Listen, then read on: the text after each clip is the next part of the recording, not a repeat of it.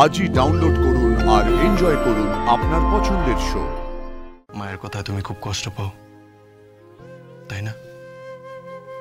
ভালো লাগে না মায়ের কথা শুনতে?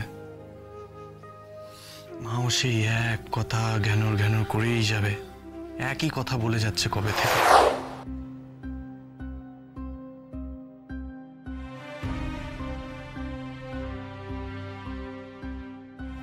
জ্বর তো নেমে গেছে মনে হচ্ছে। সত্যি রাই, তোমাদের দুজনকে কি সুন্দর লাগছিল দেখতে,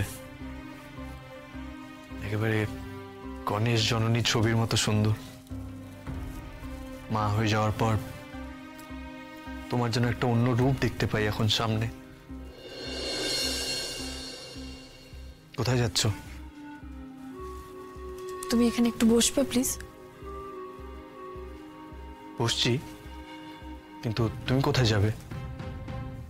আমি স্রোতকে একটা ফোন করব, কোর্টে আজকে কি হলো, কোথায় আছে এখন এসব জানতে। স্রোতকে ফোন করবে, ঠিক আছে করো, কিন্তু সে কথাগুলো আমার সামনে বলা যায় না। আমি ওর সঙ্গে যে কথাগুলো বলবো, যার সম্পর্কে বলবো, সেগুলো শুনতে তোমার ভালো লাগবে না। আর তাছাড়া আমি তো তোমাকে বলেইছি, ওই ব্যাপারের মধ্যে তোমাকে আর ঢুকতে দেব না, আমি আর ঢোকাবো না। আর এটা সত্যি কথাই, সেই মানুষটা একটা সময় তোমাকে বিশ্রী রকম ভাবে হ্যারাস করেছিল, বিপদে ফেলেছিল। প্লিজ রাই, ওটা পাস্ট। আর এখন তুমি আরো অন্য অনেক কাজ করেছো বা করছো, যেটা আমার ভালো না লাগার কারণ। তোমার সেই কাজগুলো করার জন্য হয়তো আমি মাঝে মধ্যে ওভার রিঅ্যাক্ট করে ফেলেছি। আমি জানি অনির্বাণ, আজকে সকালে যেটা হয়েছে তাতে তোমার খুব খারাপ লেগেছে।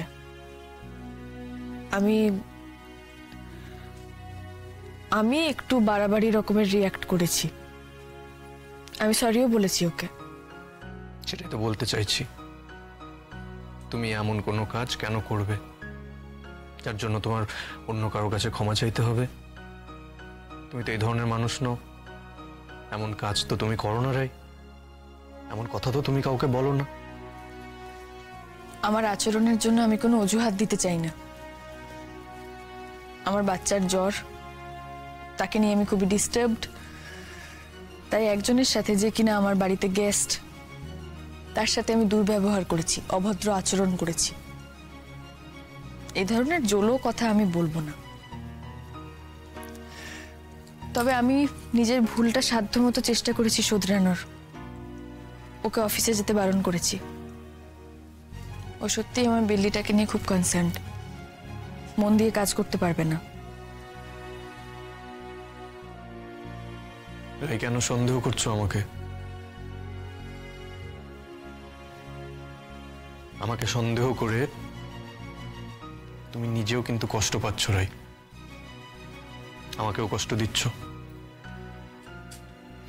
এতে কি আমাদের দুজনের মধ্যে কারোর কোনো ভালো হবে? আর সব থেকে বড় কথা হলো আমাদের মেয়ে, সবার উপরে আমাদের মেয়ে রাই। আমাদের দুজনের ভুল বোঝাবুঝির জন্য যদি সব থেকে বেশি সাফার কেউ করে, তাহলে সেটা আমাদের মেয়ে। আমি তোমায় সন্দেহ করছি? তুমি লক্ষ্য করেছো আজকাল আমরা প্রায় প্রতিদিনই অকারণে ঝগড়া করি। সে আগের মতন আমাদের মধ্যে সেই ছেলে মানুষইটা নেই। অকারণে আমরা হাসি না, একে অপরকে আগের মতো ভালোবাসি না। কে জানে, হয়তো একসঙ্গে হাসতে ভালোবাসতে ভুলে গেছি। সময়ের সাথে সাথে হয়তো এটাই হয়। এটা হয় না রাই, আর আমি এটা হতে দেব না। আমরা যেমন ছিলাম তেমনই থাকবো, একে অপরকে ভালোবেসে। আমাদের দুজনের মেয়ে ওর বাবা মায়ের ভালোবাসা দেখে বড় হবে। আচ্ছা বেশ, যা হবে দেখা যাবে। এখন স্রোতকে একটা ফোন করি। তোমাকে ছাড়বো না এখন আমি। এখন আজ টাইম। স্রোতকে পরে ফোন করবে। এখন আমরা একে অপরকে আদর করব, বাস। মায়ের কথায় তুমি খুব কষ্ট পাও, তাই না? ভালো লাগে না মায়ের কথা শুনতে? মাও সেই এক কথা ঘ্যানর ঘ্যানর করেই যাবে। একই কথা বলে যাচ্ছে কবে থেকে। সিমরানকে কেন বিয়ে করলি না, ওকে বিয়ে করলে কত ভালো হতো।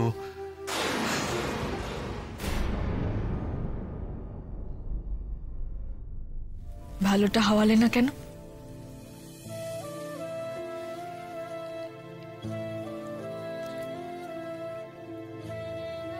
ভাবার সময় পেলাম কই? কোয়েল আমার জীবন থেকে যাওয়ার সময় যে আরেকজন আমার জীবনে চলে এলো, আমার দুকুল ভাসিয়ে আমার কাছে এলো, আমাকে ভালোবেসে আমার জন্য রান্না করে টিফিন এনে আমাকে খাওয়াতো, আমার যে কোনো কথায় হেসে গড়াগড়ি খেত, আর আমিও ডুবে যেতাম তার মধ্যে। সেই মেয়েটার গভীর দুটো চোখে তলিয়ে গিয়েও কি যে শান্তি পেতাম।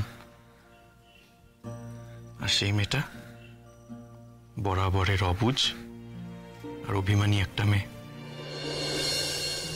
কিন্তু সে আমার কাছে আসার পর আমি জীবনের মানে খুঁজে পেয়েছিলাম।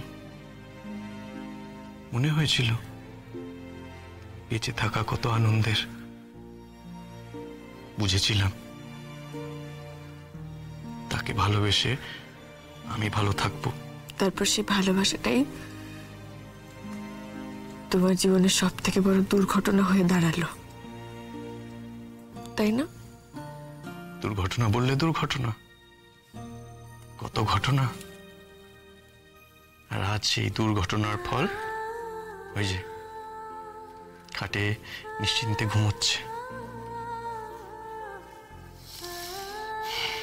এইটুকু বয়সে এখনই জ্বর বাঁধিয়ে মাকে অস্থির করে তুলছে।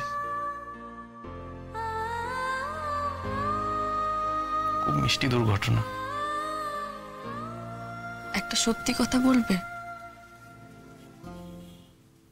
রাগ করবে না বলো? করবো না রাগ, বলো। এই যে তুমি এখন আমার কাছে এলে, এভাবে এত কথা বললে আমায়,